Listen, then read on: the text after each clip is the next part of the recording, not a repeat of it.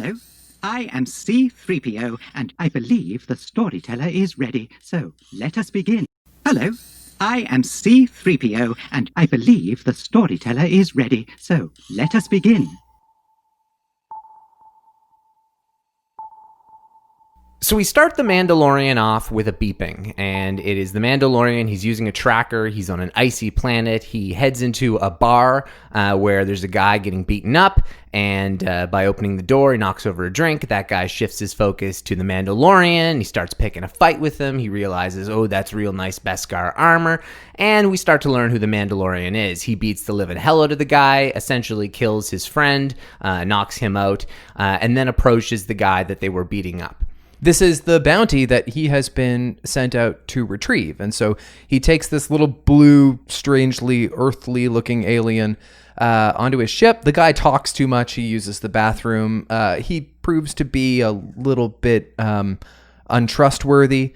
So indeed, Mando takes him back to Carl Weathers, who is in charge of assigning all of these bounties for people like Mando. Yes, so Mandalorian unloads his ship, the Razor Crest, where all of his bounties have been frozen in carbonite.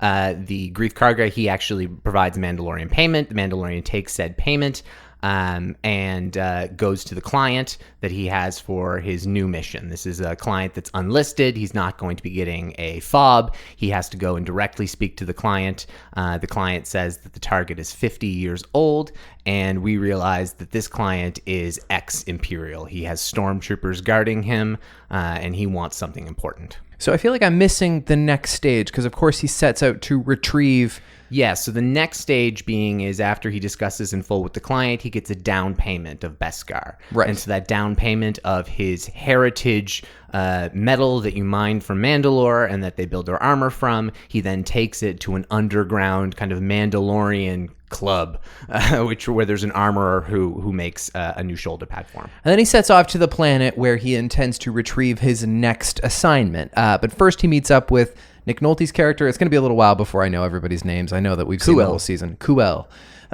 who is kind of giving him the lay of the land, kind of warning Mando about what he's going to need to know and do before he actually sets off to do what he came to do.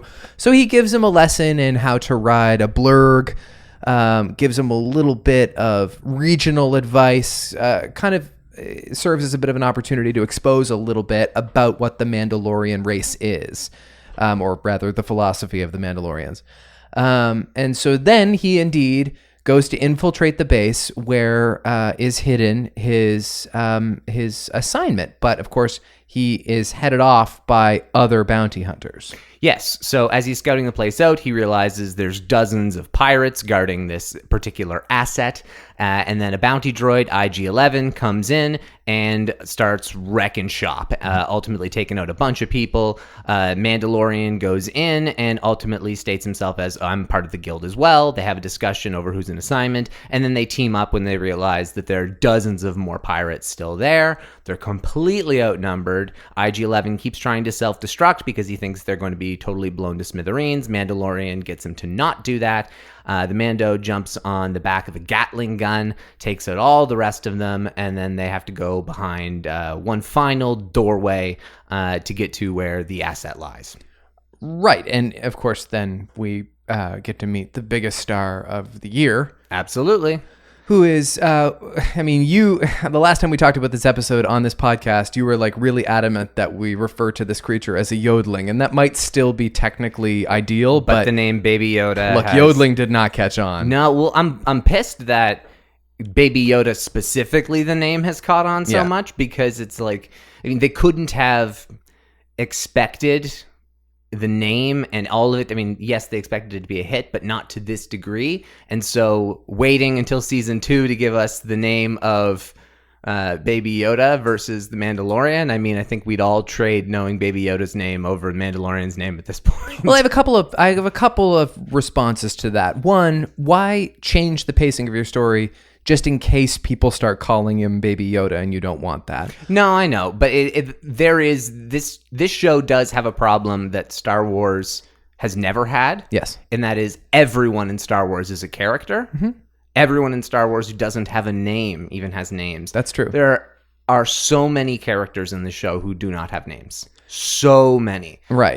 The Mithril at the start, he does not have a name anywhere. Okay. And like Mandalorian, he didn't have a name until later on. Baby Yoda doesn't have a name. There are a lot of other characters that are just referred to.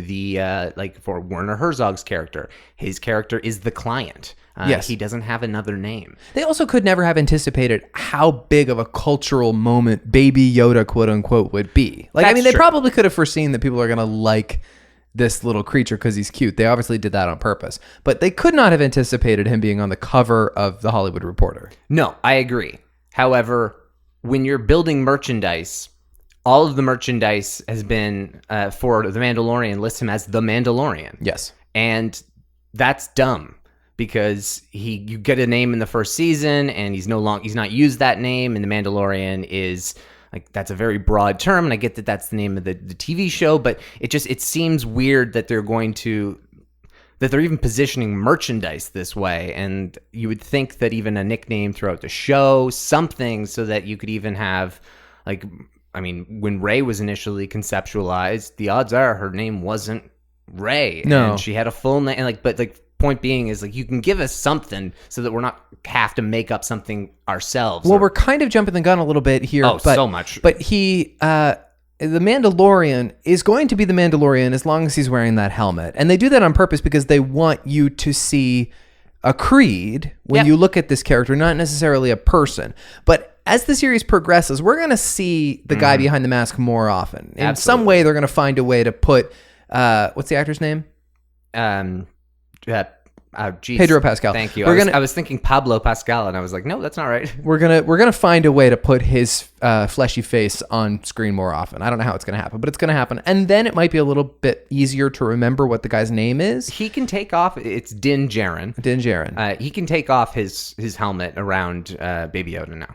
Because they're family. Yes, they officially, by the Mandalorian creed, become family in the end of the season. Right. Okay, but Baby Spoilers Yoda for the whole season. Baby Yoda only has one face in the series so far. He doesn't have a helmet face and also a face. He just has one look. And so once we learn his name, I have a feeling we're going to be able to accept that, as long as they come up with an appropriate name that's catchy and it seems like a Star Wars name. No, you're right. It's just, I guess, because it's taken off so much. You're in the same way that Kylo Ren and Ben Solo. I mean, they don't really say Ben Solo a whole lot, but he gets the name usage just as much. And Ben Kenobi, Obi-Wan. Like, there are enough characters in Star Wars that have multiple names. It's just, that's why I think they could have gone that route in the sense of, like, just give us a nickname in the show so we have a nickname to go with for everything else. What do you think is the biggest distinguishing factor between The Mandalorian and all other canonical Star Wars?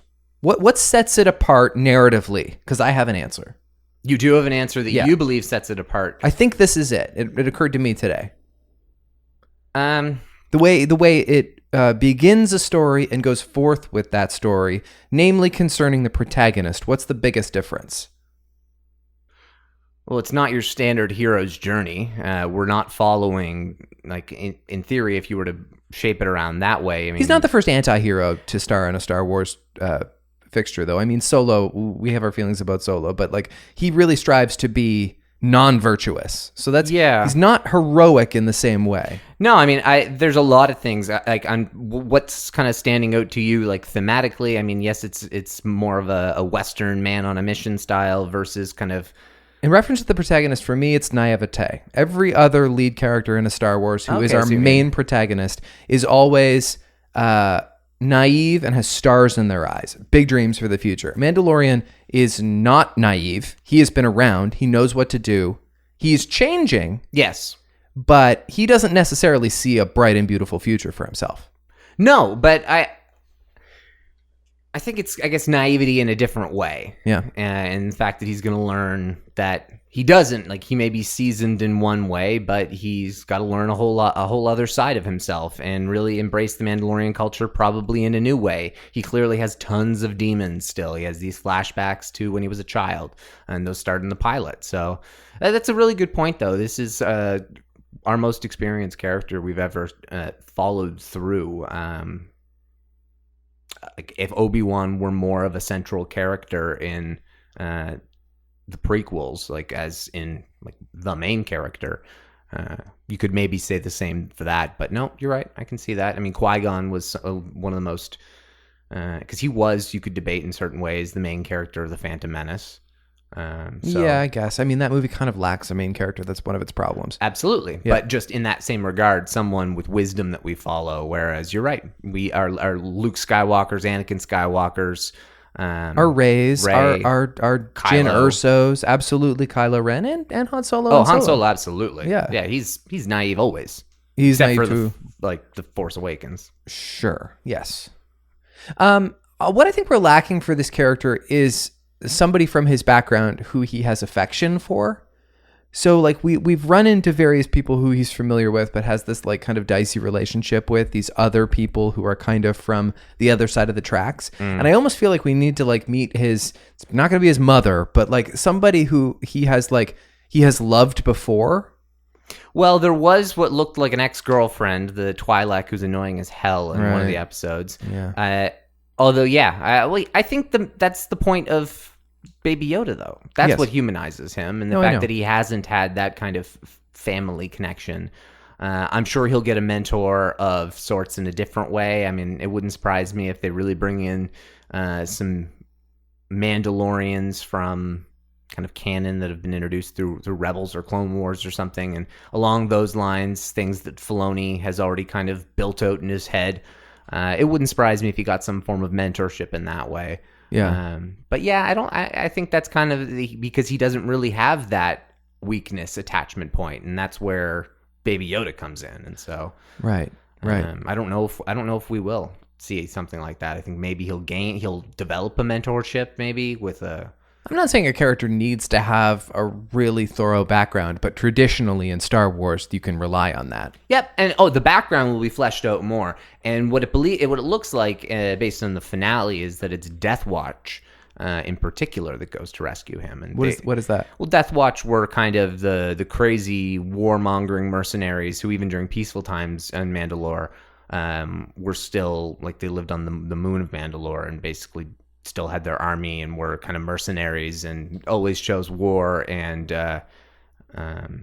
always chose war. Yeah. Just always chose war. They were not necessarily the good guys by any means. Last time we talked about this, and it's so funny, we've never done a podcast about something singular that we've in fact done a podcast before about, but we had only seen 2 episodes of the show last time when we did a show crossover. Yeah. And now we've seen this whole season. And so in a way, we've seen it to its completion. I've seen this episode 5 times too. And I guess I've seen it 3 times now. Yeah, it's just, it's feeling like watching it this time felt like watching original trilogy Star Wars to a degree, because it was like, okay, I'm going through this more and more, and I noticed more subtleties, like whereas when you watch The Last Jedi or Solo, like there are certain things, or even The Force Awakens for that matter, there are not necessarily the same subtleties that you pick up on.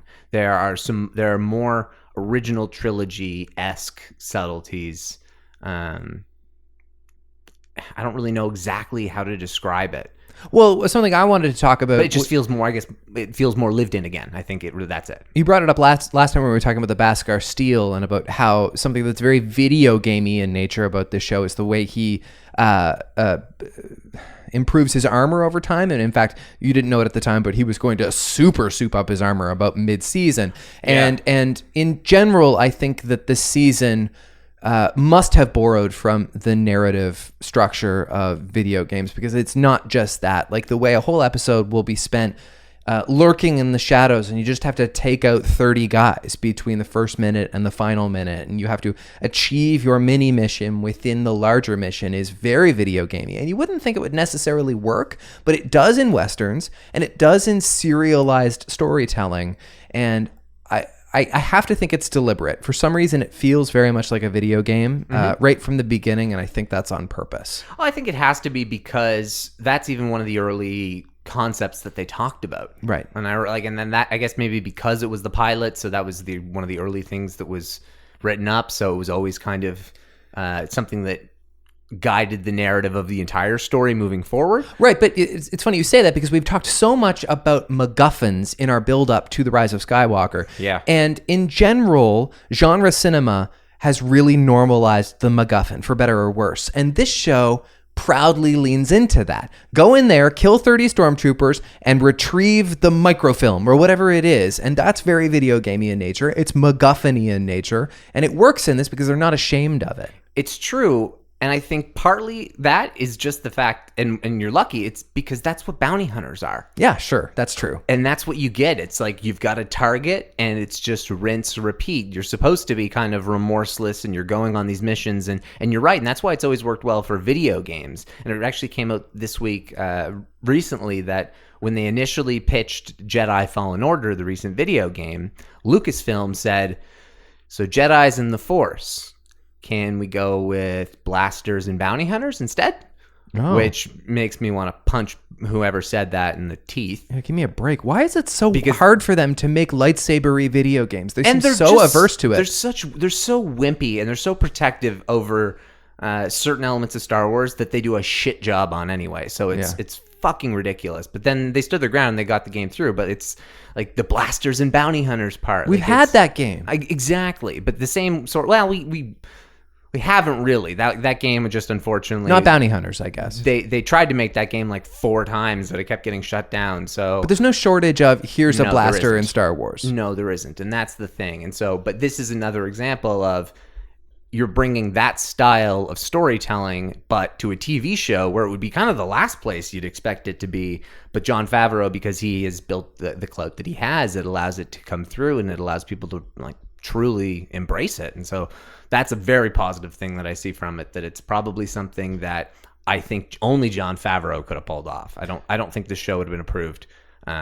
for anyone else. Revealing the very image of Yoda's species, whatever you may call it, indicates that probably this show is going to feature the Force in a big way. And it turned out to be the case. And every time Yoda used the Force, there are onlookers basically kind of conveying this idea that they've never seen this before, and in fact they don't know what the hell is going on. And you theorized the first time we talked about this episode that it's probably going to lead us towards Mando also being Force sensitive in some way. I want to know if you still feel that way, and do you think that that's why he's so quickly drawn to Baby Yoda in a way that's uncharacteristic of him?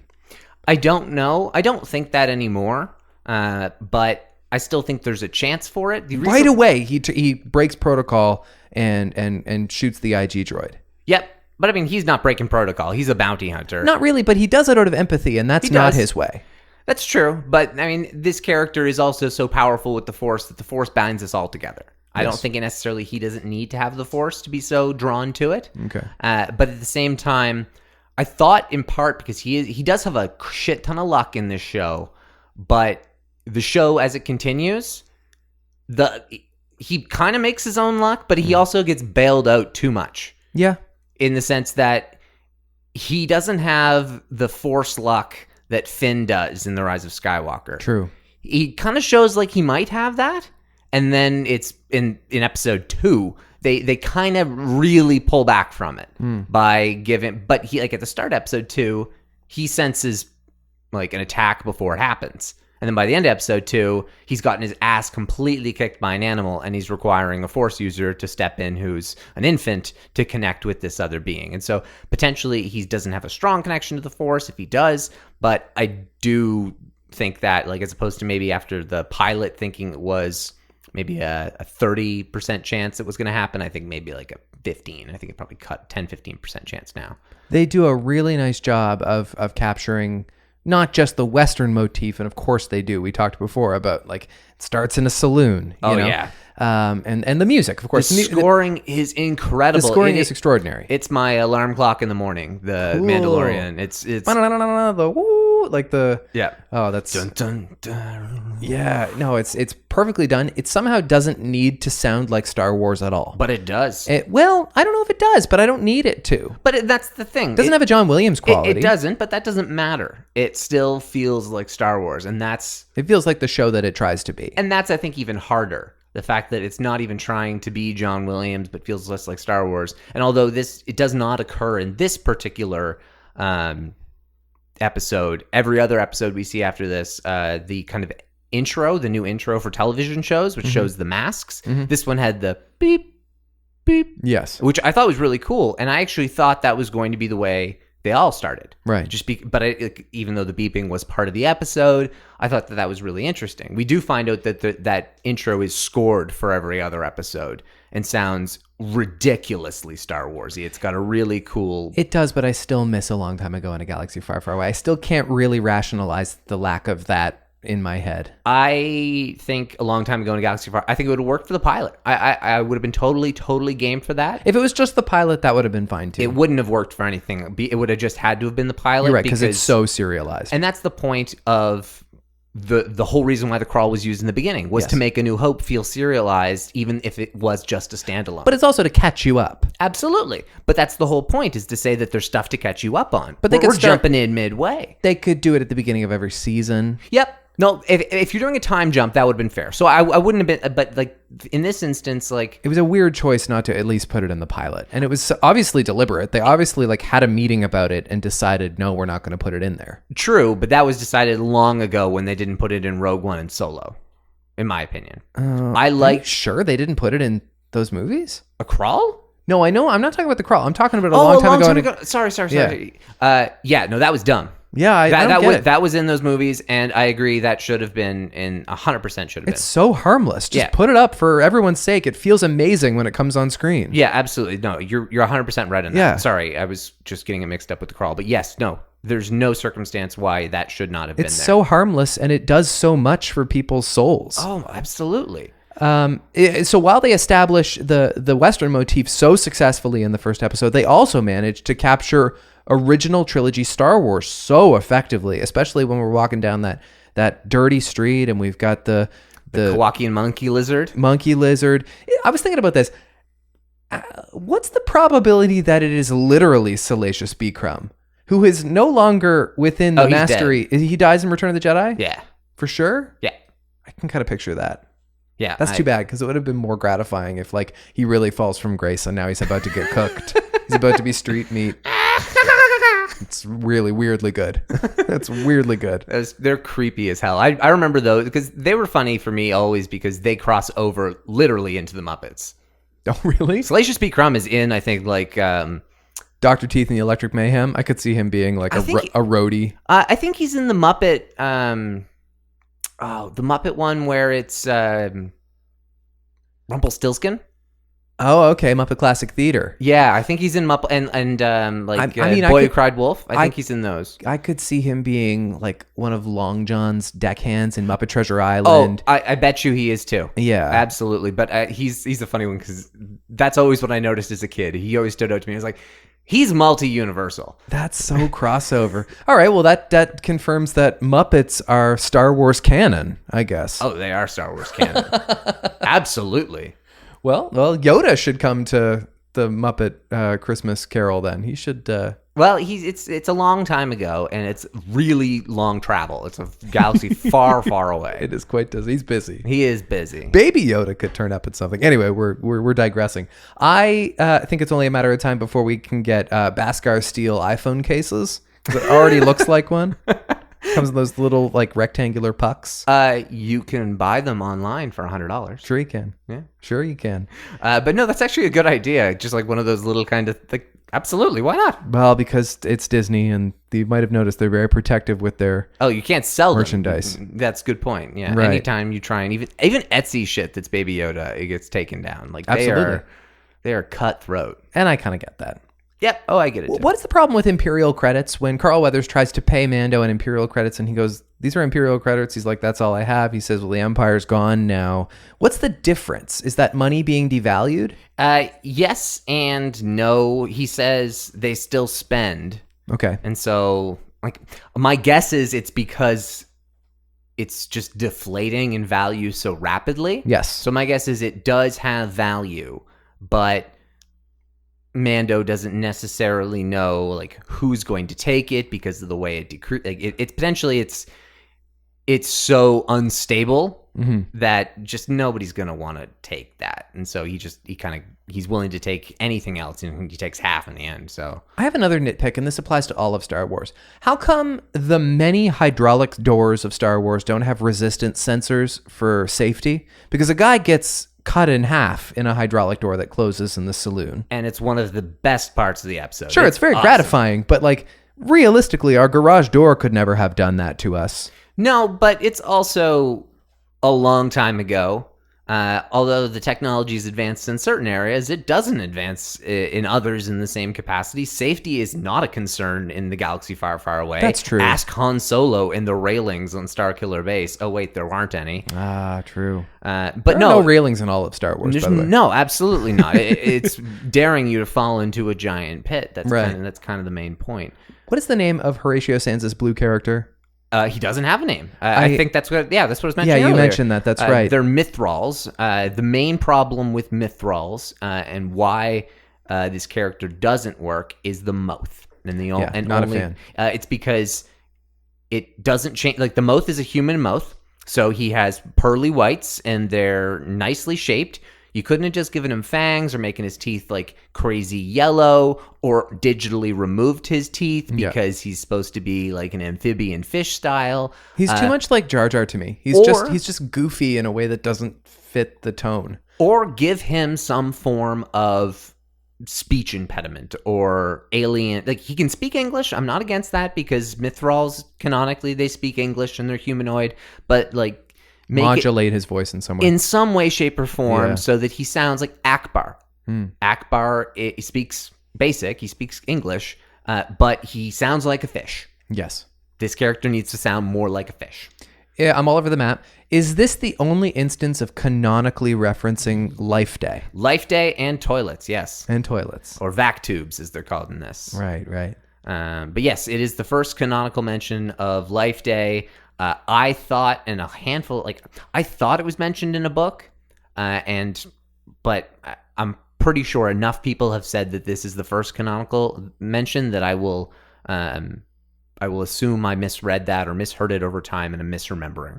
Last time we talked about this, I had mentioned that I'm not sure we've ever seen a Star Wars character wear glasses before Dr. Parshing. Yes, there are. There are some other instances? Yes, and so there's one from from Rebels. Okay. Where an Imperial, I believe, has glasses. And then there is, I think, one other instance of glasses wearing in Star Wars. In like a case-to-case basis, I'd be all right with it. Like even if like old Ben Kenobi Beyond the Dune Sea, if he's wearing like reading glasses, that wouldn't have even bothered me from the beginning. But no, like wouldn't bother me. But in this case, there's just something that doesn't look right. It looks very costumey on Dr. Parshing. And I know he has one more episode in the season, but I'm not sure he's going to turn out to be much more of a character now that Werner Herzog is not around anymore. I don't know, but he's a cloner of sorts. We know that what's he extracting from Baby Yoda? He wasn't going to hurt Baby Yoda. No, he's kind of indirectly a good guy. He's kind of seems to be in that sense. So he seems to be a scientist who's being. I think they're very much playing on the. If you were a brilliant German, you either fled during Nazi times, you either fled Germany or you became a Nazi. Yes. If you were brilliant. That's unfortunate how it works. He seems like he's kind of the person who's kind of been bullied into this situation and is trying to not do terrible things. Right. Like even when Werner Herzog says in this episode that like if for like a reduced fee, the asset can be terminated with proof of termination or something like that. So. Shall we quiz each other? Sure. I've got a lot of quizzy things, and then we can also do some quotes. All right. Are we still going to call them Padawan, Jedi Knight, and Jedi Master questions? I believe so. We might as well. And what did you want to call them? Like Baby Yoda, Uncle Yoda, Grampy Yoda? Or Baby Yoda, High Republic Yoda, and Skywalker Yoda? This is way too complicated for me. No, let's go with Padawan Knight Master. Padawan question for you. What did Mando's ancestors apparently ride, and what do you know about them? The Great Mythosaur. What is this thing? I will show you exactly what it is because I thought there's a chance you were going to ask. This is theoretically of legend. I mean, it's literally called a mythosaur. The Mythosaur has been around as long as Boba Fett has. Okay. So not canonically, but in like historically. I think he rode the Mythosaur in the holiday special. Okay. But you know this image, this icon, Yeah. this symbol of Mandalore. It kind of looks like the Punisher symbol, but it also has like big tusks. Yeah, and so it looks very much like kind of like dinosaur-esque, and it hangs over the entryway to the Mandalorian lair. Yes. And it's seen always associated with Boba Fett for the longest time because the Mandalorian armor. But this kind of symbol is a skull of the mythosaur. Okay. So the mythosaur it's a dinosaur. It's a beastly Oh, dinosaur. I knew Boba Fett rode a dinosaur in the holiday special. Yeah, so the mythosaur, and hence the Gotcha. soar part. And so it's And so it was wrangled by the Mandalorians. the warrior Mandalorians who were able to wrangle and ride, and like hence the reason why they were such a powerful what's the word for war faction? Yeah, I don't know. War faction. Yeah, war faction. Right. Okay, that's kind of less interesting. I thought there would be like more. I thought there was maybe one mythosaur and there was like a great story about it, but not necessarily. No, not necessarily. Okay. Let's see what would be a good one. Spell blurg. I mean, obviously, I want to say BLERG, blurg. 2 G's? I'm not telling. I have to lock in my answer. You got to lock in your answer. I wanted to say you got to lock in those lyrics. I don't remember what that TV show was from. It was the Wayne Brady one? Wayne Brady, yeah. Don't forget the lyrics. Okay. Blurg. BLERRGH. Close. You were right that the doubles were ours. Okay. It's BLURRG. Oh, okay. It was a U. I never would have guessed a U. Yeah, when I initially, I remember, wrote my notes for this episode, I spelt it BLERG. I know there's something charming about how Dave Filoni like created the blurg for the Clone Wars, and then then it was actually realized in live action for the sake of the show, and that's a very nice full circle moment for like long-term Star Wars fans. But I hate the blurg. I think it looks ridiculous. I think the blurg was mentioned in canon before. I think Dave Filoni was the first one to present it. I see. And then it kind of came. I think they look super Star Warsy. I'm okay with them. I love Nick Nolte. Oh, he is phenomenal. He's phenomenal in all of his episodes. I'm going to jump ahead to one of the quotes that I wrote down because it's long. And then we'll go back. I've never met a Mandalorian. I've only heard the stories. If they are true, you will make quick work of it, and there will again be peace. I have spoken. Yeah, I have spoken. He speaks beautifully. He really does. I will help you. I have spoken. Mm-hmm. Many have passed through. They seek the same one as you. No, he is phenomenally well spoken. Everything he says, he's even better in the next episode. Yes. Yeah, so he's a really great character. It was a bummer to see him pass at the end. Do I have any more quotes? Do you want to do that first? Let's do the rest of the quotes, and then we'll go back to the trivia. Okay. I mean, I can bring you warm, or I can bring you cold is super badass. Oh, I absolutely love that. I Yeah. can bring you in warm, or I can bring you in cold. But after I can bring you in warm, the trigger click, oof. Yeah. The client's line, this is Dr. Pershing. Please excuse his lack of decorum. His enthusiasm outweighs his discretion. Please lower your blaster. Oh, that is very good. He's so cool in this. He also said you were expensive, very expensive. Please sit. This feels a lot better. I haven't evacuated since the solstice. Yeah, that was Kind of sucks. That was pretty bad. A lot of his voice and a lot of the issues I had were around him. However, I didn't hate him as much as some people. I thought really like you just need to kind of change even the sound of his voice. And Was he not popular? He was like universally considered the worst part of season 1, other than He's so non-consequential to be. no, the but worst everybody will watch the pilot, so it got the most focus.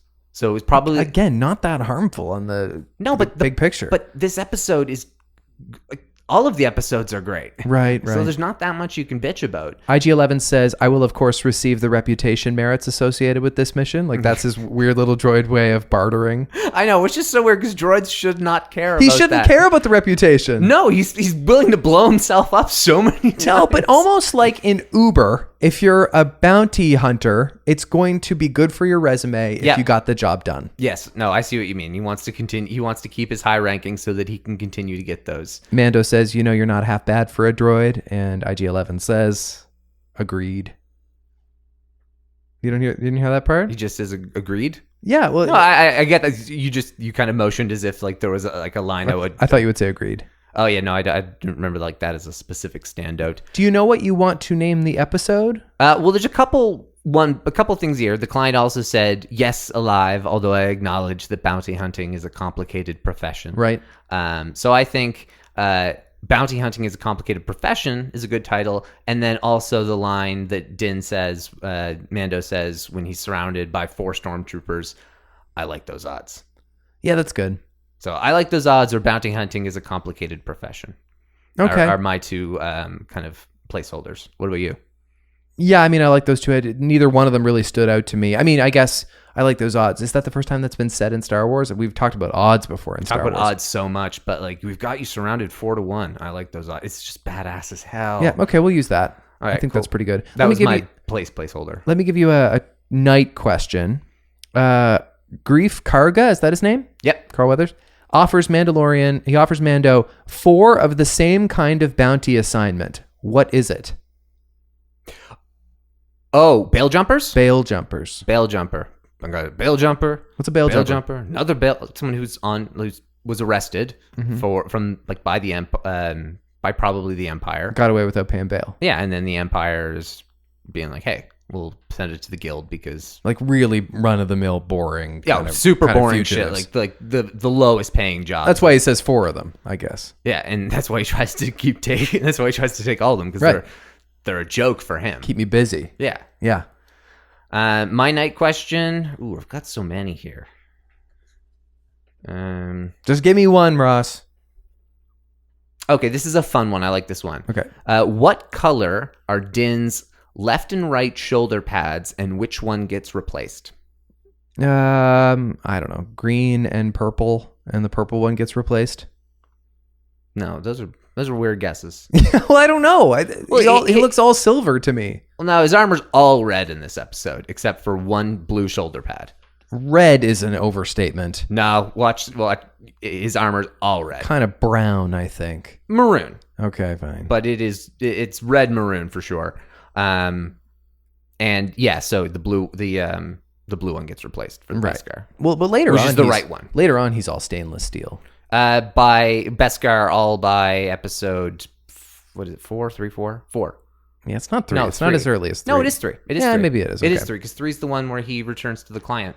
What is the cultural significance of the final shot of this chapter, in which the Mandalorian is reaching his finger into the little bassinet wherein lies Baby Yoda? Oh, you mean like David sort of thing? That's close. Michelangelo? It is Michelangelo. Yeah. The painting is called The Creation of Adam. Ah. And that seems to be what they're recreating. And there could be some kind of symbolic context to that. Yeah, I mean, there's a lot of people that think that Baby Yoda might be that may have been part of Palpatine's plan. Like that might be the reason what may have been Moff Gideon's role in Palpatine's. He says you got to get this. You have to find somebody with enough midi-chlorians that can help me start to clone myself, sort of thing. Like who knows what he needs. So it does raise the question: where is Baby Yoda at the time of the sequel trilogy? Yeah, so that is one thing that's going to be interesting. He can end up with potentially his species that stay out of things. I think that might be the only way that it makes sense. Or he's in hiding, or he dies. That's unlikely. Dies seems weird. Pretty hard to get away with killing a baby. Because he's going to still be a baby. Yeah. It's 25 years later. Right. So it's not like he's going to grow up enough that we're going to be okay with seeing this character be killed. Exactly. Toddler, maybe. I mean, he'll be a little older by the time like Rey and Finn come around, because that is like another generation. Yeah, but 30 years later. Yep. But that's a lot of his life. He's a lot older at that point. That's true. Yeah. But I wouldn't imagine it to accelerate that fast. Right. No, true. You're right. Master question? Sure. Yeah. What do you got? Do you have one? I just did. What was it? I asked you about Michelangelo. Oh, Michelangelo. What does IG-11 state as he enters the compound? Oh, stand down. I don't know. Subparagraph 16 of the Bondsman Guild's protocol waiver compels you to immediately produce that asset. Right. And he says it like 6 times. He's terrific. He is great. But you know what? He does come back, as you predicted. Yeah. But I think that's it. And it was not how I predicted. And no. I agree. Yeah, that will likely be it. Yeah, at this point. But I will be very disappointed if that's the end of Taika being involved in Star Wars. He could direct more episodes if he really wants to. Yeah, give the man a movie. Well, yeah, that's true. Give the man a movie. Like, plan your shit ahead, but eventually give the man a movie. Nominated for an Oscar this week, Taika Waititi. Well, he's clearly proven he can do it, and he's clearly proven he can do it with a blockbuster, and he's clearly proven with the 45 minutes of Star Wars that he's had that he gets it. So. Agreed. Could he, in theory, play another IG droid? Oh, absolutely. I think logically he should play all of them. Yeah, it kind of works, right? I think it makes complete sense for him to be the voice, but I mean, it's modulated enough that really you just need... Doesn't sound really like anybody. You just need somebody with a New Zealand accent subtly. Yeah. Oh no, it's in there. Yeah. You got to modulate. You could get away with you could get away with somebody doing something to their voice, but you can clearly tell that it's someone from Down Under. That's all I got. Down Under is Australia. Is that not the continent? They're all down under. Yeah, I mean, you're right. They're down there, but he's from New Zealand, and I don't think... Okay, he's from Mordor. People from New Zealand do not like to be confused with Australians. Oh, I know that. I watch Flight of the Conchords. Right. All right, that's all I got for this episode. We talked a lot about it, and we have a lot more to say about Star Wars in general. That's true. We have another couple quotes, though. Do not self-destruct. Oh, yeah. No, stop it. Right. Do not self-destruct is honestly a really good name for the episode. Yeah, that could work, too. I'd be okay with that. Okay. When Quill's talking about everybody else dying, he says, well, I don't know if I want your help. Yes. Just a couple things I want to mention. There's the Ravenak, which is that giant creature on the ice planet that attacks the ship. And we got our creature from the Black Lagoon, which we've been sorely missing. Exactly. Although we see that a little bit in Rise of Skywalker, too. Yep. And I like how definitely. Yeah. And I liked how he just used like the Electro staff and just prodded it and was able to kind of move on from there. That was kind of cool.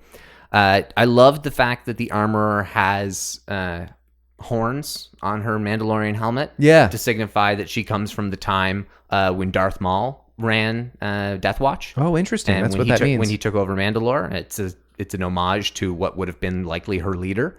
We learn later that she's pretty hardcore too. She's pretty hardcore, but that also it's going to show that Din and the people he associates with may not have necessarily been. It's very very jarring to me that you keep calling him Din. There's really no like relevant context for knowing him as Din. No, but I wrote him as Din intentionally on trying to train all of my notes. Yeah, to try and train myself. He's gonna be known as Mando. He will, but he'll also be known as Din. It's how Star Wars will get. He's a main character. He's going to be one of people's favorite characters for a long, long time. Because anybody who's like, oh, Boba Fett's one of my top 5 favorite characters in Star Wars, well, then you're stupid because he's not a character. It's a very stupid take, yeah. Yeah, it's you liked, unless you're talking about the Legends elements of Boba Fett and you love those stories, then go for it. But like, if it's just because he looked cool, here's your character. Right. Because he's way cooler in every way. Absolutely. And doesn't, have the jetpack problem that the friggin' Fets do. Not yet. He has a jetpack now. He does now. So if they kill him in the end because of jetpack malfunction, then there's some poetry to that. Honestly. Well, Mandalorians are they got bad armor. If that's the case, then what else you got? Love the TT8L Y7 gatekeeper droid. Mm-hmm. That's what they're called. Yeah, I just had to look it up, but those things are great and appropriate for the time. I like the fact that you can get a lot of similar tech from the original trilogy because. I mean, sometimes it's weird when you have like the Rise of Skywalker and you're like, they're still using that kind of technology 30 years later. In fact, it feels specifically Return of the Jedi because that's the movie we're closest to chronologically, and that seems deliberate. Oh, it seems deliberate throughout in that I think that has so much inspiration. It expands the galaxy a lot in that it builds off of. It doesn't really build off a whole lot from Empire, but builds off of similar from A New Hope and kind of introducing a lot of new things in that way. So. Okay, let's get on with the news. Yeah. So, well, I mean, we should say that Star Wars: The Rise of Skywalker, no matter how you may feel, was nominated for 3 Academy Awards this week. Perhaps most notably, John Williams got his 52nd nomination for an Oscar for scoring Episode 9 of Star Wars, and Adam Driver, apropos of nothing, nominated for Best Lead Actor for Marriage Story. Yeah, and he has, I think, a chance. I mean, Joker's Joaquin Phoenix is probably going to win. Seems to be a lot of the buzz, but he doesn't really have a chance anymore. It seems like the writing's on the wall. Yeah, but I mean, he had quite the year, so he will win at some point. Yep. But visual effects, original score, and sound editing were the three. It's crossing $1 billion right around now. I mean, it was 900. It was up in the high 900s recently. I don't know if it has this exact moment, but it's crossing $1 billion. So it's checked that box for Disney's requirements, which is a good thing. So it's not going to live on in infamy as a total failure the way kind of Solo does. Yes. Yeah. No, it's not a total failure. It's not even close to a total failure. No, you mean The Rise of Skywalker? No. No, not in the slightest. No. No. Exactly. And that's the thing. It's been able to cap it off, and nobody can view it that way. And ultimately, it's going to allow people like Kathleen Kennedy to wash her hands of this and allow us to wash our hands of her. That's a good way to put it. No disrespect. That's a good way to put absolutely. it. Absolutely. It's just something that'll be better for all, probably. Yeah. There's a whole lot of things, so I'm just going to kind of throw spaghetti at the wall and see what sticks. All right. Dominic Monaghan, I wanted to have a show in Disney Plus, just because of how much he loves Star Wars. He says if he gets to play his character again, he'll get another Star Wars tattoo for his character. He might still get one anyway. That's sweet. In the kind of expanded lore around it, and the larger script and like what initially was going to be produced, he said one of the things about my character was a little bit more established in terms of everything we filmed. He was a code breaker, Beaumont. So a lot of the information that the heroes get in the movie has come through Beaumont. And so you have somebody who's been established. He is the only one who provides any context how Palpatine returns in the movie. So it'd be really cool to give a guy like him a Disney Plus show and really kind of flesh out what maybe goes on after the Rise of Skywalker, but not just as like kind of a nerdy adventurer. Yeah, but not in anything of an important way that is going to be on the balance of the Force, and we really need to look into any of that crap. It can just allow us to, kind of appreciate the development of the galaxy moving forward, and can, I don't know, just move things forward in a nice way with a character we don't know about, but I think we can all be pretty confident would be very, very, very likable. So wait a second. Does he have a Star Wars tattoo already to commemorate his Rise of Skywalker role? No, since before he was famous, he's had "Luminous Beings Are We" tattooed on his body. Well, yeah, but he famously gets tattoos for multiple roles because everyone in the Fellowship got the number 11 in Elvish tattooed on them somewhere. Why 11? Because there's 11 in the Fellowship. Oh, okay. So that was at the end of Lord of the Rings. He also has a drive shaft tattoo. Oh, does he? Cool. For Charlie Pace. And so, I mean, if he gets to expand upon this character, which remains to be seen, I think it's kind of a cool tradition that this badass dude gets tattoos for his roles. Yeah, and I mean, it wouldn't. Sorry, are you saying for the roles in the sense that he gets them for the character? No, I mean I think he gets them for Dominic to celebrate. Because it wouldn't also shock me if he got one for a character. That could also be the kind of thing that he would just get something like. I wonder if anyone's ever done that. I'm sure they have. Big Resistance tattoo and just wears it as like part of the character now. Like, I fought in the Resistance, guys. Yeah, why not? Rose, some of the screen time that she did lose in The Rise of Skywalker was because of a lot of shared scenes with Leia. And so Kelly Marie Tran just got cut out for a lot of technical reasons because a lot of those Leia scenes were cut for technical reasons for the obvious. So that does suck. But I also think to a degree that's a bit of a cop-out because clearly she wasn't written to be in it that much. Yeah. And they could have done a better job of editing around some of that stuff. They were trying to bury the character because of the backlash. It's a shame all around. Everything that she now represents within the universe is really quite unfortunate. It is, and we'll get to it in a little bit more detail in a minute. There was also more on the Kylo Ren comic that came out. And so it's Ben and Luke encountering the Knights of Ren and their leader. So their leader is this really arrogant guy who he's got very like pretty hair a la Ben Solo in that regard. But he has a lightsaber that has essentially like a built-in it's got a kill switch. So you kill me, we all die. I blow this whole place up. And that's cool. That's the only way that the Knights of Ren are able to get away from Luke Skywalker because he's messing them up. Yeah. And so they're able to get away, but the leader leaves behind his mask for Ben Solo.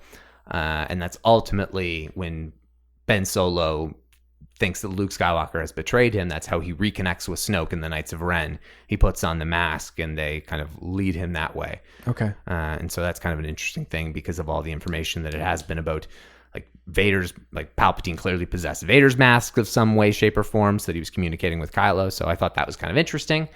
But other than that, they're just kind of trying to break out more about Kylo Ren's character. Television, so the Obi-Wan TV series, an undisclosed Disney feature film is casting lead roles, a blonde male talent ages 8-11 and with blue eyes, and a brunette female talent aged 8-11 with brown eyes. So Luke and Leia? Luke and Leia. And so they say feature film because collectively it's a miniseries, and my guess is the total runtime of that miniseries is only going to be it's going to be under 4 hours. Probably. And so they would post it as a movie, which makes sense, so that the commitment isn't what you would expect differently to be. Maybe. I don't know if that's why you post it that way. There might be some kind of reason to post the job that way, or it might in fact be a movie. Maybe it's not at all what we're predicting. It very well could be, but that's just something that's been kind of going around. I can understand having young Luke in the Obi-Wan series, but to have Leia in it is a reach. No, it makes sense if you bring in Jimmy Smits.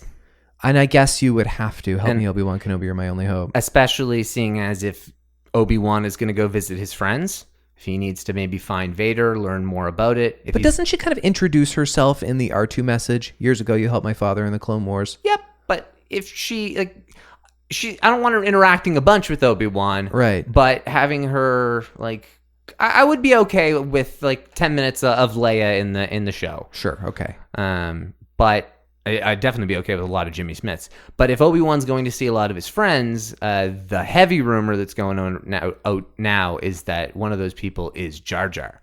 Yeah, and this that is wild. Ahmed Best is. This is real. Yeah, this is a big thing that's going around, and there's a very decent chance that a bearded Jar Jar will appear in the Obi-Wan TV show, and I think it makes complete sense. Why? Because who discovered Anakin? Jar Jar and Qui-Gon, not even Obi-Wan. That's right. Who was the one who sold out the entire galaxy to Palpatine?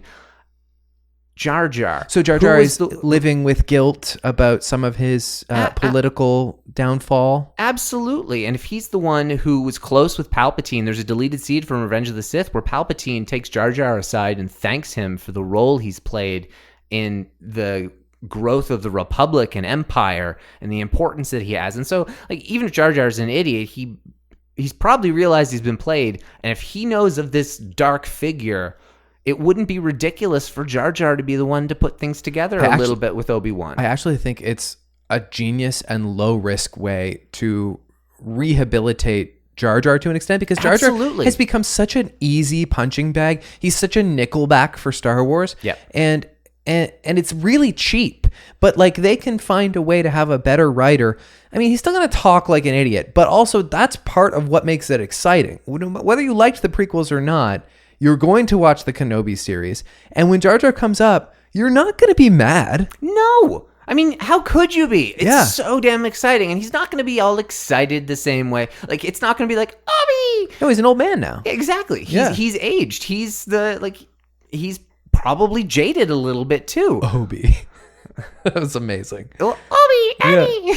Very good. You've been working on this. I haven't, but Jar Jar's in all of us, Colin. I think that's true. That's what George hoped anyway. All right, Jar Jar's the key to all of this. Yeah, right. Well, that's what people tried to go on for the Darth Jar Jar thing. Well, honestly, that scene you referred to, the deleted scene with him and Sidious, or him and Palpatine, is part of what made people think that maybe he was, in fact, the dark side. Oh, definitely. There's so many different ways. And that theory is a good freaking theory. It's one of the best. It's not right, but it's good. I'm also not completely convinced that it was never considered in earnest. No, I also don't disagree with you either. Yeah. But under the circumstances, we know people can be influenced by public opinion. Apparently so. All right, let's get a move on. The High Republic era. Mm-hmm. So this is another thing that's coming out. So 400 years before the era of the Skywalkers, and this is the heavy leak as what the new movies are going to be. So It will be announced. It was rumored this month that there would be an announcement, whether it be director, writer, a pathway forward on new films. Could still be Rian Johnson. He has not been officially severed. Also an Academy Award nominee, by the way. Yes, and less than 24 hours ago, or a couple days ago, he gave an update that recently was just saying that, still status quo. Disney just hasn't set forth their plans on what the next dates for movies are going to be. That's cool. But I'm still working on things. Great. I still think there's a very good chance he'll get fired eventually.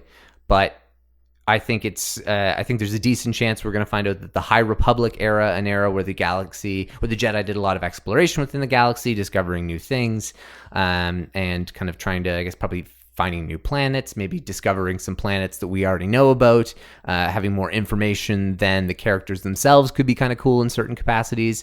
But really going and building backwards beyond the prequels is going to be cool. So the galaxy hasn't crumbled, but it's building to what we see in its prime in the prequels. And so I'm excited that this could be a cool new era. Yeah. Bane has already established the rule of two, and that Yoda would be around. He'd be 600 years old or 500 years old. Yeah, that would be cool. Yeah, so I mean, he'd Like probably kind of a young man. well, he'd Not young man, but like a middle-aged man. He'd probably be a fresh Jedi Master or like a Jedi Knight. He wouldn't be Grandmaster probably at that point. Nope. So, but I mean, he could still be Grandmaster for another 400 years beyond that. I don't know how long it is. But it could be interesting. It gets you that ability to just kind of pull in with one familiar character, so you have an anchor on the time point. It's reasonable to assume, I think, that Yoda lives beyond the average lifespan of his species. I know we don't know anything about this species, but like, That's fair. He probably had a very full life. Well, actually, one thing that we can go off of is Yaddle looks pretty old. Yep. And Yaddle is... But she could be 300 years younger than him and still look pretty old. That's what I was able to say. She's canonically 600. Yeah, there you go. So, like, potentially, maybe he's in his prime. Maybe he's Grandmaster at this point already. Right. Well, man, if he's Grandmaster for 400 years, that's insane. It's quite a reign. That is quite a reign. I mean, you can't blame the guy for having failure at the end. Yeah. I mean, really, come on. Like, that's the Sith's plan. They operate in secret, and that's the other thing. The Sith cannot be the known main villains here. Nope. They have to kill everybody that they're a villain for. Right. Nobody can know that they exist in this time period. It would be nice to deal in a universe where the Sith don't have to live in hiding, because they always are in hiding in all of Star Wars. Yeah, and that's the Old Republic, and that's what people want with the Old Republic. I think it's interesting to do it this way because it's stepping stones. Yes. If you're de-aging the galaxy 400 years, it's a hell of a lot easier to de-age it 400 years and then de-age it another 2,000 than de-age it 2,500 years. Bingo. That's a lot for somebody to take on. So maybe this is the Feige project, and Feige's going to establish this era so that he's paving the way for large arcs, not necessarily trilogies, things that can intertwine. And then there's this Project Luminos as well, which is a project that crosses comics, novels, many mediums, video games, and is supposed to be enlightening about the Force and providing us a lot more information. And this is supposed to be a huge reveal that's coming this year of Star Wars content. So Project Luminous could be cross-platform launching of a new era. So the High Republic could have all different mediums launched at like one particular time, just with these new characters. This makes me so excited, and it sounds so vibrant and alive, the Star Wars Absolutely. universe, when you talk about it. But right now, it feels not alive. Right now, it feels, and maybe it's just because we're kind of sitting in the aftermath of what was the wake. It was a bit of a complicated reception for The Rise of Skywalker, and I still love that movie, and I can't wait to see it a third time. But like, it's imperfect, and because it was maybe didn't live up to the hype, which was probably impossible. We seem to be sitting in kind of a stale water for Star Wars, and I mean, this is The Mandalorian notwithstanding. Certainly, Kenobi can probably give us some energy back. That's not for a little while, but you're describing like such a vibrant future for Star Wars, and it's very hard to imagine that coming into fruition. Lush opportunity, but that's the thing. I mean, this is what Disney should have been planning for since they bought it. Bingo. Like, the Skywalker saga was a means to an end, and they should have planned it better, but it was something that this is not what you bought Lucasfilm for. Nope. This is what you bought Lucasfilm for. I think so. And so it could be interesting, and bringing back lightsabers and all that stuff, brings back merch, can do so many things. Yes. Mando Season 2, we are getting fall 2020, though, which is good. Great. That's good. And we have the Clone Wars launching on February 17th. Still no word as to whether it's going to be a full drop or a week by week. What do you want? What do I want? I don't care. Yeah. I'd like the week by week. Me too. It Give us 2 to start with. That really worked well with Mandalorian. Yeah, it did. Yeah. I don't know how many there are. I think there might be 10, but I don't remember how many episodes there are of it. But that's going to be really cool to kind of finish up.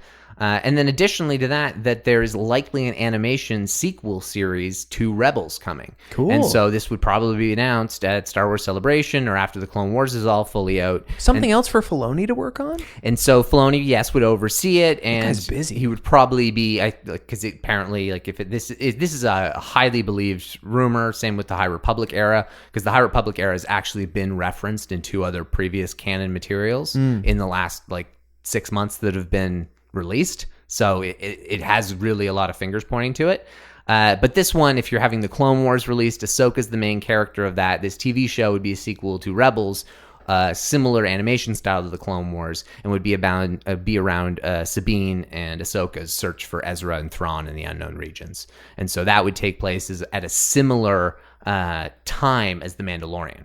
Okay. And so you could cross pathways and arcs, ultimately meaning Filoni's work on both. But one is live action and one is animated. You got it. That would be wild. That would be fucking incredible. It would be so cool. It would be so cool. And Ahsoka is a phenomenal character. So finishing her arc, which makes sense because we know that it doesn't make sense for her to not die before the Rise of Skywalker based on the voices that she provides. And so this will finish out that story. And I've always expected this show to come, and so I'm thrilled to hear that it's also scheduled for 2020.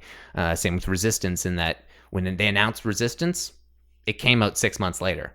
And so if they announce this show this year as they're expected to, it's expected for fall as well. The animation was cheaper in Resistance, though, than it grew to be in Clone Wars and Rebels. I don't know if they could get that together that quickly. Well, unless it's being worked on in secret, which is not out of the question. That's the thing, is if it's done in a similar style as Clone Wars. They announced the return of Clone Wars a while ago. That's true. And they had already had most of the work done on those episodes. Yeah. And so the fact that they've been working on Clone Wars, no, they've been working on this other show. Yeah. Which is also starring Ahsoka. And so that's the whole reason why it was able to just slide underneath the rug and nobody knew what was going on. Right. Because it was still kind of within the family, and they probably have a lot of the same voices coming back who are just in the family of Star Wars voices. And so, I don't know. I think it could be really cool. Easy kept secret, I guess. Yeah, and it also, I don't know, paints a really nice pathway to maybe bring Thrawn into The Mandalorian. That would be pretty cool. That would be wild. That would be pretty cool. Okay, you got one more big thing you want to talk about. I do have one more big thing. So, Star Wars titles, The Rise of Skywalker is not a good one. Nope. It's not a good title. It's not my favorite title.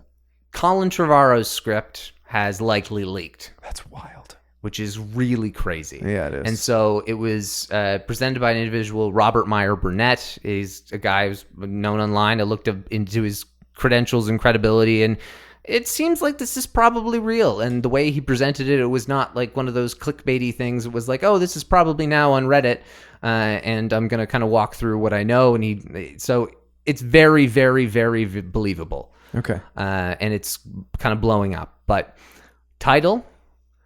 Duel of the Fates. Oh, that's way better. It's way better. Fuck off. Jesus It's way Christ. better. Fuck off. And Colin? Where has that been? Duel of the Fates. Why didn't anybody ever think of that? And it's also the last one, mirroring the first one. Yes. And it also is a great title for the story that's about to come. And I don't want to disappoint you. Here we go. This is a better script. Sure. It's a much more original script.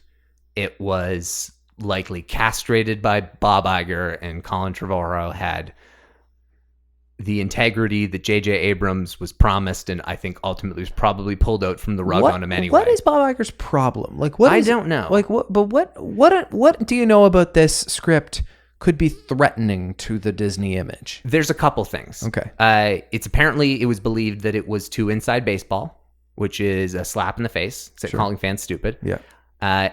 It takes some choices that I wouldn't have done, but some of those choices are the kind of things where you're like, let's massage this out. Okay. And are not the kind of things you break up over creative differences over. Right. Colin Trevorrow, they clearly wanted enough change that they had to kind of sever ties. He hasn't made a lot of good movies in his career. Let's say that. I will say that, but he is under no circumstance, if they have any brain, to not give him another Star Wars project. Okay. Because he gets Star Wars completely. Okay, what do you know? I know a lot, and so I'm going to go through it. Krull. The iron grip of the First Order has spread to the farthest reaches of the galaxy. Only a few scattered planets remain unoccupied. Traitorous acts are punished by death. Determined to suffocate the growing unrest, Supreme Leader Kylo Ren has silenced all communication between neighboring systems. Led by General Leia Organa, the Resistance has planned a secret mission to prevent their annihilation and forge a path to freedom. So, Kylo Ren, Supreme Leader, keep in mind, this was written before The Last Jedi was finished. But he knew what The Last Jedi was going to be. But he didn't have any... So this is something to note. The execution of The Last Jedi, I believe, would have changed this script. Okay. Because of the terrible chemistry between Rose and Finn. Right. It's built upon here. Yeah. The amazing chemistry between Rey and Kylo. It's maybe not taken as well advantage of. It's not taken as well advantage of here, whereas it was really done beautifully in The Rise of Skywalker. Do they kiss? They do not. Fuck, I like them kissing. She does kiss someone else.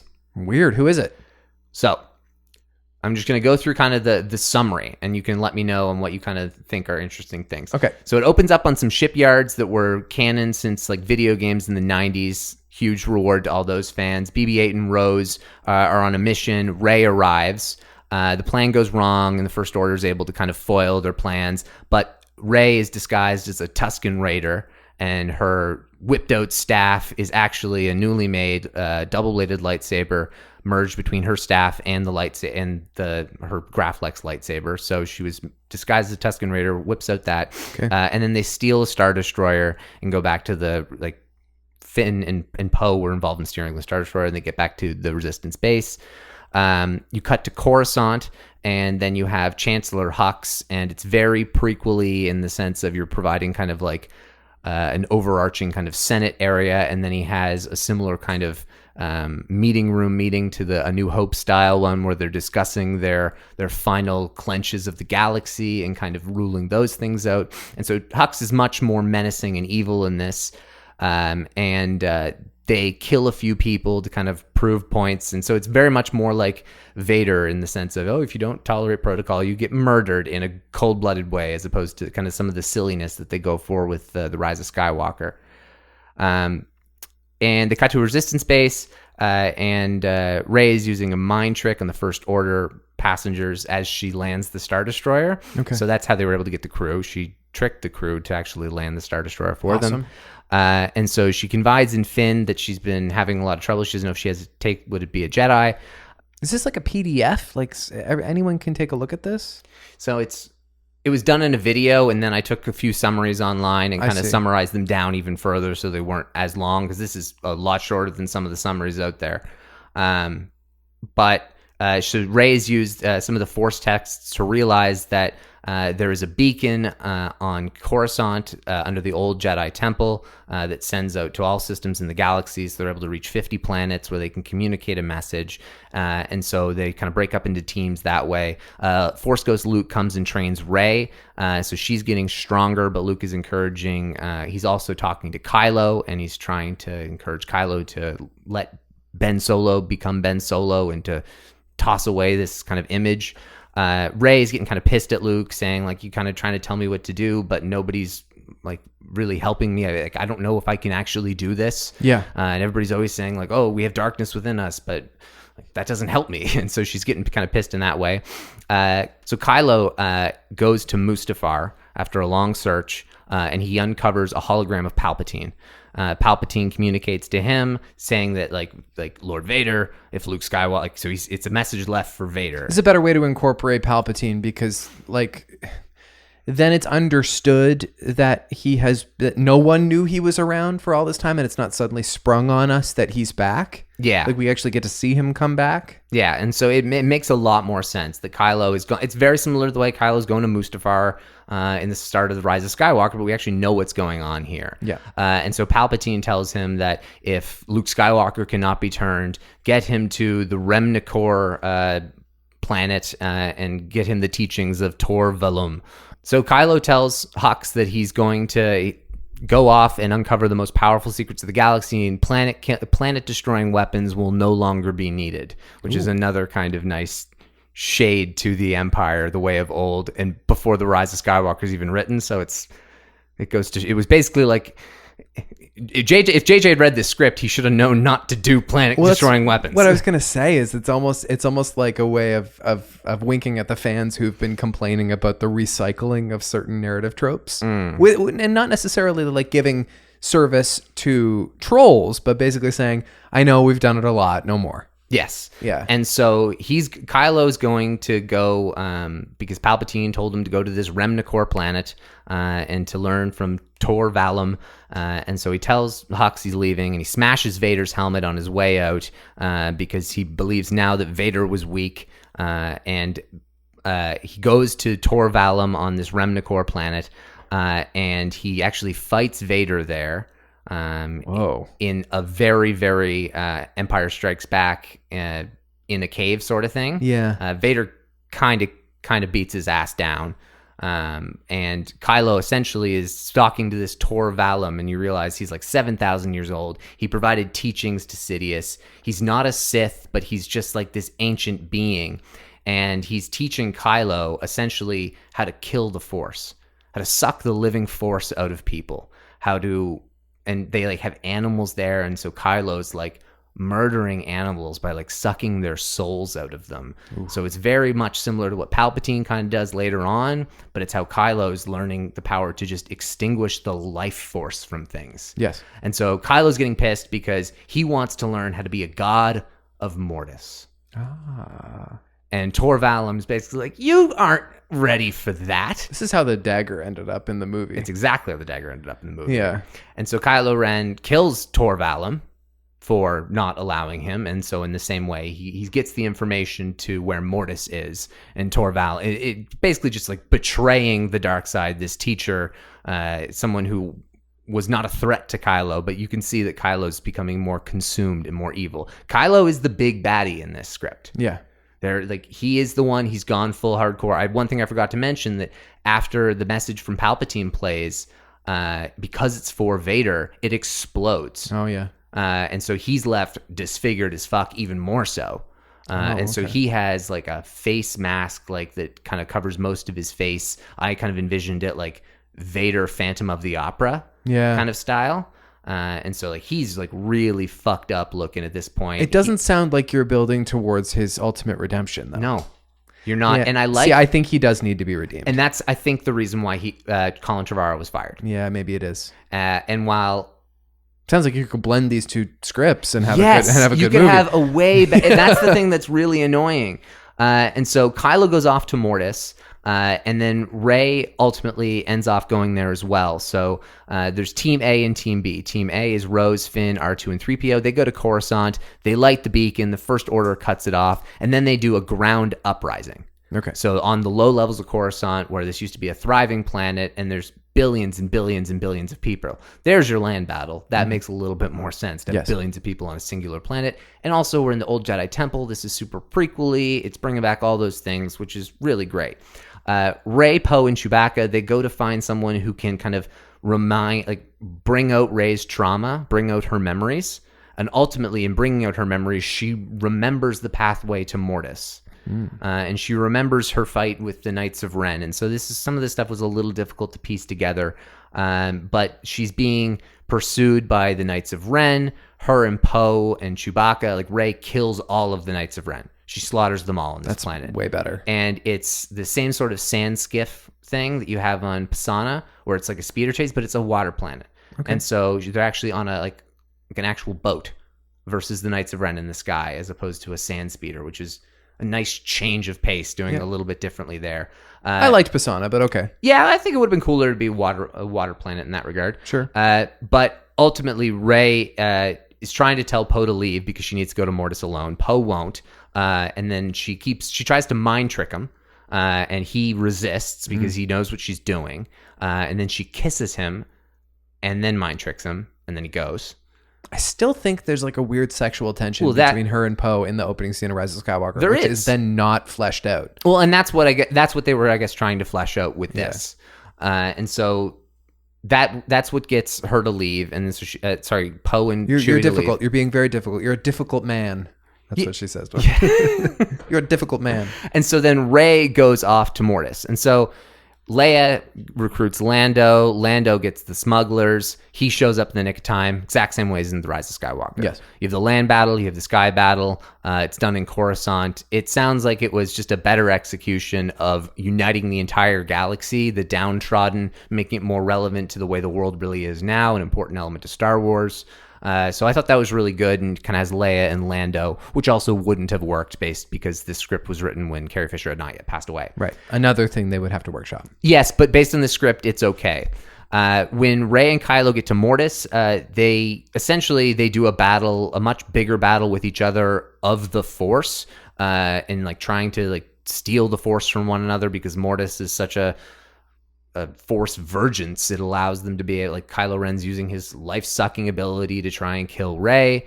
The Force ghosts come to save her, and Anakin, Yoda, Obi-Wan, Luke, and Rey extinguish Ben Solo and Mortis, likely meaning they kill him using the Mortis dagger to prevent his soul from ever carrying on. There are plot holes in this that show that this was clearly a script meant for the average person on set, in that I honestly can't really see other than that. I can understand why Bob Iger wants Ben Solo redeemed at the end, and I tend to agree. Mm-hmm. You're right. This is not a fireable offense. No, this is a really good start. It's a really, really, and like I had to cut it down, and so like I left out a lot of cool stuff. There is a Han scene where he comes to Kylo. I don't know how that goes. Clearly wasn't successful. Luke is trying to bring Ben Solo back, and he's unsuccessful there.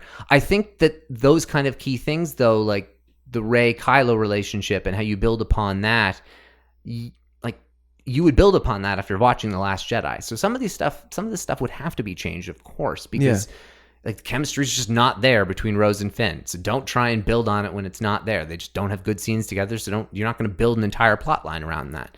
And so I think if you really just kind of shuffle up some of those things. Apparently the 3PO and R2 comedy is off the charts. It's really, really good. 3PO is pretty good in Rise of Skywalker. He is pretty good in Rise of Skywalker. You know, you could have called Rise of Skywalker Duel of Fates. It would still be a better title than Rise of Skywalker. Yeah. It's kind of a vague term, but it's so gratifying to hear it again. Well, I also knew and was not remotely surprised by, I was just so confident this was the case, and it was proven right, was that the last scene and the last line were written very, very early on in the Rise of Skywalker's development. Yes. And of course they fucking were. Sure. Because it was just built for that like title, and it's just, it's bad. It's not great. No, it's basically like Bob Iger gave him a checklist, and you got to hit these points, and like that's why it was in there, sort of thing.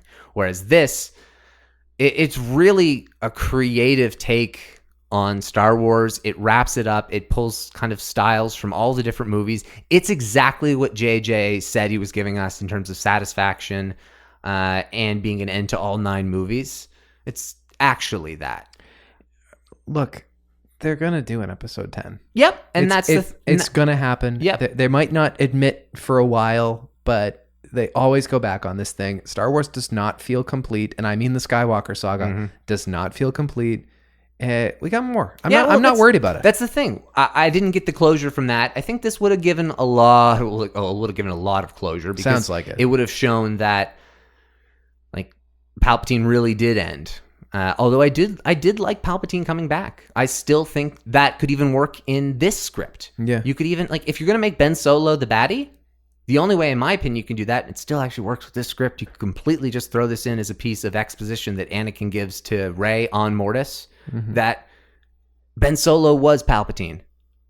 Well, exactly. Once you Ben Solo was conceived the day Palpatine died. Right, or once you exorcise the Palpatine out of Yeah. Ben Solo, he's good again, and that way you kind of cover that base, and Bob Iger's happy. Exactly. And then you can also get like the Mortis killing being something where Ben Solo maybe kills himself. Right. You can have him on Mortis realize that he is pure evil, and then he's never had any option because he doesn't have agency. He's not a person. He was a vessel that Palpatine stole, and then he never even had a chance. And so maybe it's, in order to do that, you still have to have him die heroically. But that's the thing. Because for him to have that realization is to have virtue within him, is to understand what is good and bad.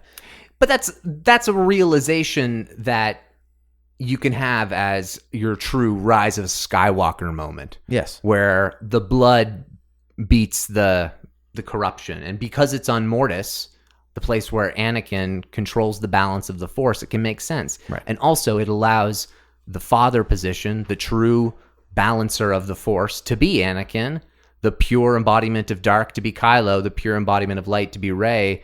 It's a beautiful mirror of what happens in the Mortis arc. And so it ultimately completes the saga extremely well. It does seem to be lacking some Palpatine, and this Tor Valum is a little kind of like... We weren't expecting a lot of Palpatine 6 months ago, though. Like, a little bit of Palpatine might have been enough. Yeah, it might have been, but this Tor Valum is supposed to be an alien. If this Tor Valum was like what Snoke was a clone of, and that he was like just sending him out there in that regard, or something along those lines, maybe that could work. Kind of fills in another gap, yeah. But like, there's a lot of things that, like this script, the execution, we wouldn't know how it would be done. But a lot of it's framed within Star Wars the way we know it, and it reads like Star Wars, and so you can visualize it, and it makes a lot of sense. And so I think the execution probably would have been pretty good, and I think if they, over time, had gone through some of those kind of variations, and some of JJ's ideas were phenomenal, but I don't know, you merge those two scripts, I think you're putting more of Trevorrow's script in it, and you're getting a phenomenal, could have been perfect ending to the movie. They had all the pieces between those two scripts. They had all the pieces for the best Star Wars movie since Empire, but they didn't put it together. Anything else you want to say? Nope. But it just goes to show that Lord. We will never have an end to things to talk about for Star Wars. Yeah, isn't that absolutely true? Okay, for Gotta Cast 1, this is going to be one where you feel inclined to groan and say, what are you doing to me? Of course. I want you to take this seriously, because both of these people were snubbed for Academy Awards in performances that were universally lauded. They did not get nominated, and many people are angry that neither Jennifer Lopez nor Adam Sandler got nominated. So which one's it going to be in Star Wars? I knew you were going to give me J-Lo. Yeah. And I think you've actually asked me J-Lo and Constance Wu once before. Oh, maybe I did. Yeah. That's unfortunate. Okay, Awkwafina and Adam Sandler also snubbed. You see, I've only heard amazing things about Awkwafina. Like, Oh, really? only amazing things. Oh, I haven't. Oh, really? I haven't seen The Farewell. I'm sure she's great in that, but she's the low point of Ocean's 8 and also Crazy Rich Asians. Oh, but I think there's a couple other things that she's in that are, maybe but right. I also never seen her in anything, so I don't know. I've heard good things in that regard. Adam Sandler, I think, could be a great droid or alien, though. I have no issue with Adam Sandler. He could even be a bartender as a human. He could be a person. I think that putting like Bill Burr in Star Wars proves that you can get different personality types in Star Wars. And he can also play a dramatic role. He doesn't have to be Happy Gilmore. No, and he wouldn't be Happy Gilmore. I mean, just because you brought it up about, was it Richard Jewell? Is that the one his movie is? Or Uncut Gems? Uncut Gems. So, yeah, Uncut Gems. In that, he doesn't look like Happy Gilmore. He's acting in this movie. Well, and that's the thing. He can. Yeah. It's like Spanglish, Reign Over Me. Reign Over Me was good. Oh, man, that's a dark movie. That's a good movie. Yeah, the Meyerowitz Stories, which is a Noah Baumbach movie that's worth watching. Yeah, he's a good actor. Also, he clearly loves Star Wars because the Lando Calrissian shout out. He's dressed like Lando Calrissian. He wears He wears a gold shirt with a black collar. That's so funny.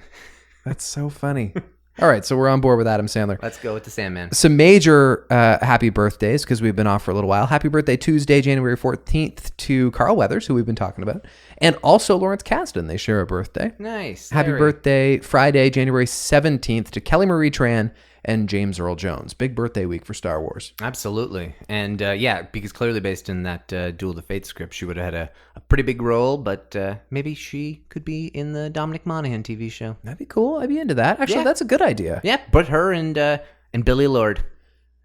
There you go. That's a great series. Yep, and let's you need a brute to be their captain. Yeah. Make him an alien. Yeah. There you go. Okay, you're casting a good show. I'm into it. There we go.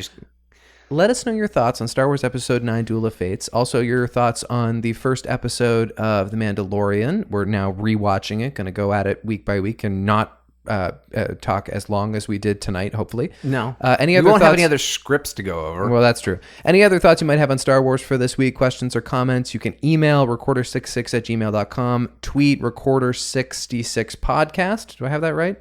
And I don't know, it's been like a month since we've been I've done a also podcast. never done the sign off, so sure. Yeah, sure. You just kind of glaze over when I do this part. Always. Rate and review on your preferred podcast app, and until we're together again. May the force be with you.